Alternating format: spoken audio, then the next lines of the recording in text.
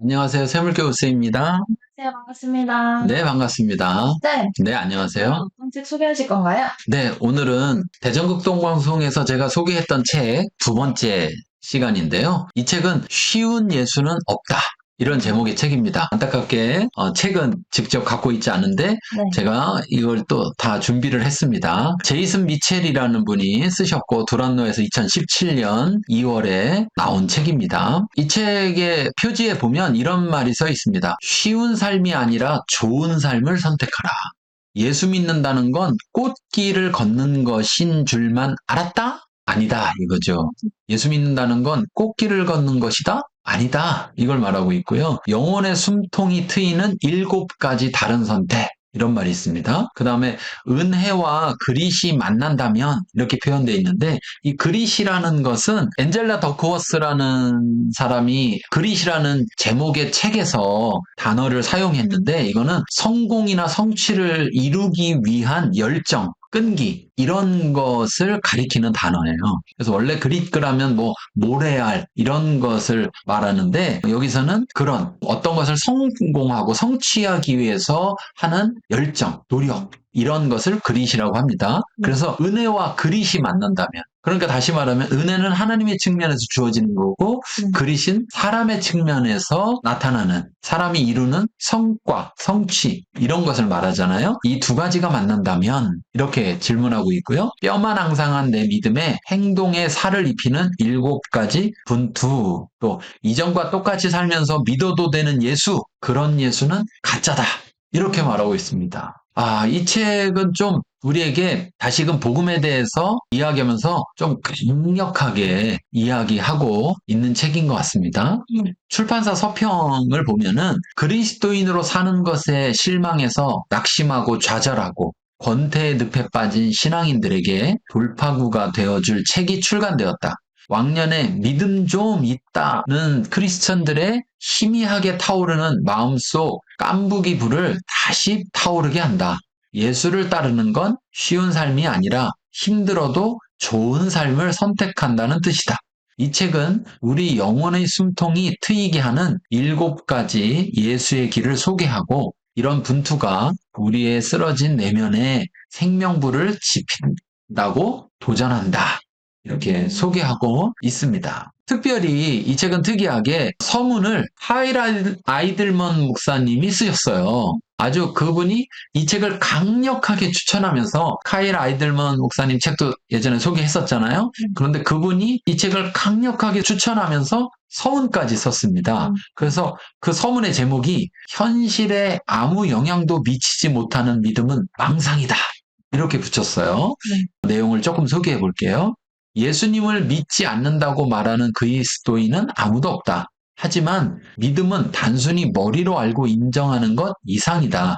예수님을 따르라라고 우리를 초대하신다. 그리고 예수님을 따른다는 것은 그분에 관해 믿는 대로 실제 삶을 산다는 뜻이다. 예수님의 부르심에 관한 이야기를 부담스럽지 않게 풀어줄 사람을 만나기란 드넓은 모래사장에서 바늘 찾기만큼 어렵다. 그런데 감사하게도 제이슨 미첼이 그런 균형을 잘 잡아냈다. 책을 읽어가다 보면 예수님을 따르는 당신 곁에서 그가 나란히 걷는 듯한 느낌을 받을 것이다. 그는 개인적인 치부까지도 적나라하게 드러낸다. 이런 투명함으로 인해 마치 그가 마음을 나누는 진짜 친구처럼 느껴진다. 책을 읽는 내내 함께 예수님의 삶을 쫓아가자. 나는 예수님을 끝까지 따를 거야. 그런데 러닝 파트너가 꼭 필요해. 라는 친구의 음성을 듣게 될 것이다. 이 책은 우리에게 도전을 던지되 몰아붙이지 않는다. 대신 수세기 동안 끊임없이 들려온 예수님의 초대를 우리가 받아들일 수 있도록 용기를 준다. 나를 따르라. 이 초대는 가만히 서서 구경만 하지 말고 그리스도의 삶에 참여하라는 부르심이다. 아무쪼록 당신이 이 책을 읽고 전에 없는 열정과 기쁨으로 예수님을 따르게 되기를 간절히 소망한다. 이렇게 쓰고 있습니다. 이 카일 아이들먼 목사님의 서문, 저자의 서문이 아닌 특이하잖아요? 보통 저자가 서문을 쓰는데 이 서문을 들었는데 어떤 느낌인가요?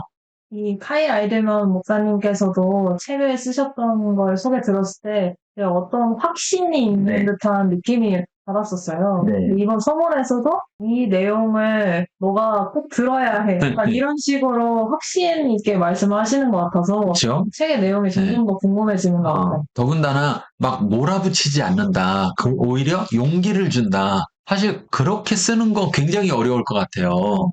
그런데 이분은 그렇게 썼습니다. 그래서 저도 이 책이 너무 좋아서 그때 소개할 때 굉장히 빨리 읽었고 이 책이 너무 좋아서 이 책의 내용을 꼭 좀 봤으면 하는 분이 있어서 그때 선물한 기억이 납니다. 자, 목차를 보면 카일 아이들만의 서문이 있고 그 다음에 머리로 믿느냐 삶으로 믿느냐 그것이 문제로다 라는 부제가 붙은 파트 1이 있는데요. 나 예수 믿어도 별거 없네? 이런 질문 하면서 1. 왜 빙빙 도는 제자리 걸음일까? 2. 예수 안에서는 이전과 같이 살 수 없다. 이런 부분이 있고요. 두 번째에서는 쉬운 예수는 가짜다. 이렇게 부제가 붙으면서 파트 2에서 일상이 개혁되는 7가지 다른 선택이라고 했어요. 이 부분이 굉장히 중요한데 7가지를 영어로 보면 먼저 forgiveness라고 해서 용서를 말하는데요. 아프니까 용서를 접으라는 예수는 없다. 자, 그 다음에 2. compassion. 마음이면 충분하다는 예수는 없다. 그 다음에 3. suffering. 고통의 잔을 피해 다니라는 예수는 없다. 그 다음에 4는 섹스인데요. 헌신 없이 욕구만 채우라는 예수는 없다. 그 다음에 5번째는 파워. 인생을 내 왕국 세우는 데 쓰라는 예수는 없다. 6번째는 money. 내 몫을 움켜쥔 채 따를 수 있는 예수는 없다. 7번째 love. 사랑이란 명분이면 뭘 해도 괜찮다는 예수는 없다. 이렇게 말하고 있고요. 자, 세 번째 부제는 진짜 예수 안에서 충만한 생이 시작되다 라고 하면서 파트 3에서 오늘은 달랐다. 그러면서 삶 전체의 순종 근육을 키우라. 이런 말로 목차가 되어 있습니다. 자, 목차 들었는데 어떤가요? 서문에서 말씀하셨던 것처럼 이 내용들이 다 어떤 것에 대해서 확실하게 얘기를 해주는데 네. 이 목차만 봐도 그냥 이해를 하실 것 같아요. 네. 내용들이 조금 더 궁금해지는 것 같습니다. 네. 그런데 이제 또 하나 여기서 분명히 이야기하고 있는 것들을 보면 네. 우리가 믿는다 그러면 자꾸 잘못 자칫하면 머리로만 믿는 그러면서 삶으로는 나타나지 못하는 믿는 것이 근데 사실 우리가 어떤 거든 믿는다면은 머리로만이 아니라 행동으로 나타나잖아요. 그런 점에서 이 부분을 분명히 그게 문제라고 지금 제시하고 있고요. 또 하나는 쉬운 예수는 가짜다. 우리가 점점 어쩌면 예수 믿는 것, 신앙생활하는 것이 힘들고 어려운 건 하지 않으려고 하고 쉬운 것만 하려고 하는 그런데 여기서 아주 명확하게 쉬운 건 가짜다. 이렇게 말하고 있다는 점에서 어떤 면에서는 이 책 읽어야 되나? 이런 갈등을 느낄 수도 있을 것 같아요. 그러나 마지막에 분명 진짜 예수 안에 충만한 생이 시작된다. 그런 점에서는 또 우리가 다시 한번 용기를 얻고 도전해 볼 필요가 있는 것 같아요. 광고! 여러분은 지금 세물겨루쌤의 영상을 시청하고 있습니다.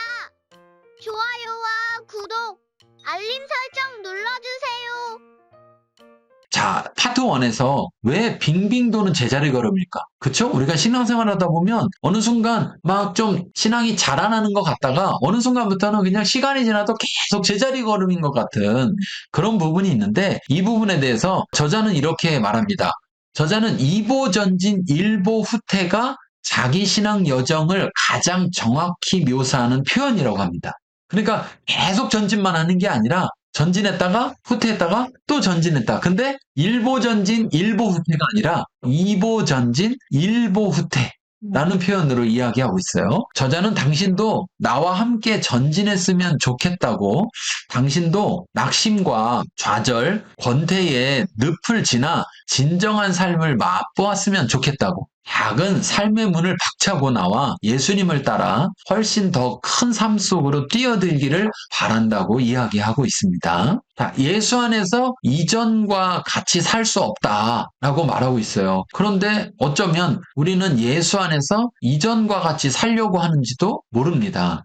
그냥 예전처럼 똑같이 살면서 교회만 다니는 정도? 그렇게 하려고 하는지도 몰라요. 어쩌면 그래서 제자리에 있는 걸 수도 있죠. 그래서 저자는 이렇게 말합니다. 이전과 같이 살 수 없다. 그러면 어떻게 해야 될까? 저자는 골로새서 2장 7절이 답이라고 하는데요. 그 안에 뿌리를 박으며 세움을 받아 교훈을 받은 대로 믿음에 굳게 서서 감사함을 넘치게 하라. 예수님과 더 깊은 관계로 나아가고자 한다면 우리의 힘으로 더 분발할 것이 아니라 그분 안에 더 깊이 뿌리를 내려야 한다는 거죠. 그분에게서 힘과 성장과 생명이 나온다고 합니다. 그리고 성령은 쉬운 예수를 거부하고 진짜 예수를 따르는 것만이 가치 있는 유일한 경주라는 사실을 우리에게 계속해서 일깨워 주시고 꾸준히 불어오는 산들바람처럼 신앙의 길을 걷는 우리의 등을 밀어 주신다고 말하고 있습니다.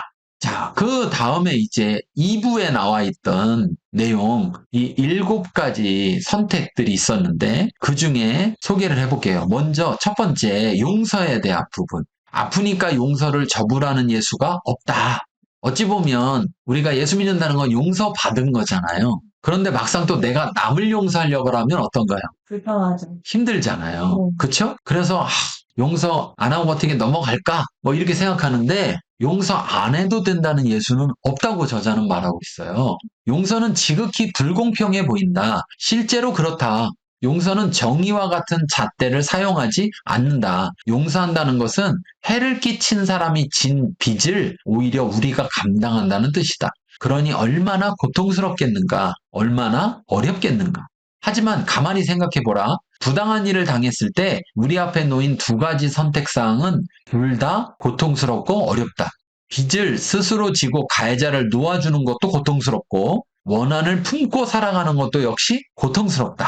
그러나 용서는 원한의 끝없는 고통에서 우리를 구해준다고 말하고 있습니다. 그래서 용서가 아무리 불가능해 보여도 우리는 용서하기로 마음먹어야 한다고 저자는 우리에게 말합니다. 자, 이 2가지 고통, 용서 안 해도 고통, 용서해도 고통.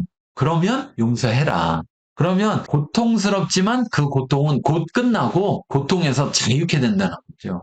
그런데 용서를 안 하면 용서할 때 잠깐의 고통이 아니라 평생을 고통 가운데 살 거다. 이렇게 이야기하고 있습니다. 우리가 그걸 잘 알았으면 좋겠어요. 자, 3번째, 고통의 잔을 피해 다니라는 예수는 없다. 이 부분을 좀 이야기해보면 우리는 힘겨울지라도 고통을 자기 것으로 인정한 다음 구속하시는 하나님 앞에 그것을 내려놓는 선택을 해야 하고 이러한 선택을 하기에 앞서 그 어떤 고통이 찾아와도 여전히 하나님을 믿겠다고 결단해야 한다고 저자는 이야기합니다. 우리가 지어낸 쉬운 예수는 우리를 고통으로부터 구해주는 존재지만 진짜 예수님은 우리가 고통의 터널을 잘 통과하도록 이끌어 주신다고 합니다. 그분은 고통을 구속해 주신다는 거죠. 따라서 먼저 예수님을 따라 고통 속으로 들어가지 않으면 고통의 구속을 경험할 수 없다라고 말하고 있습니다. 성경에 보면 나를 따라오려거든 자기 십자가를 지고 따라와야 된다 이런 말씀이 있잖아요. 자, 그런 점에서 우리가 예수 믿는 것에 고통이 있을 때 그 고통을 피하는 것은 예수님이 원하시는 것이 아니다라는 것을 우리가 안다면 우리의 삶이 좀 바뀌지 않을까. 네, 이런 생각도 해봅니다. 오늘 책 소개했는데 어땠나요? 이 7가지가 우리 삶에 사람들의 시선으로 보면은 단순히 그냥 고통이라고 생각할 수도 있을 것 같아요. 네. 근데 이것들을 확실히 얘기해주는 이유가 아무래도 이 고통을 혼자 겪는 것이 아니라 예수님과 함께 겪으면서 나아가서 더 성장할 수 있는 그런 길을 알려주는 것 같아서 네. 그 책이 굉장히 읽으면 좋을 것 같다는 생각이 듭니다. 네. 여러분, 이 책은 아주 강추하는 책입니다. 그래서 꼭 구입하셔서 읽어보시면 좋을 것 같습니다. 네. 다음에 다른 책으로 또 다시 만나겠습니다. 감사합니다. 감사합니다.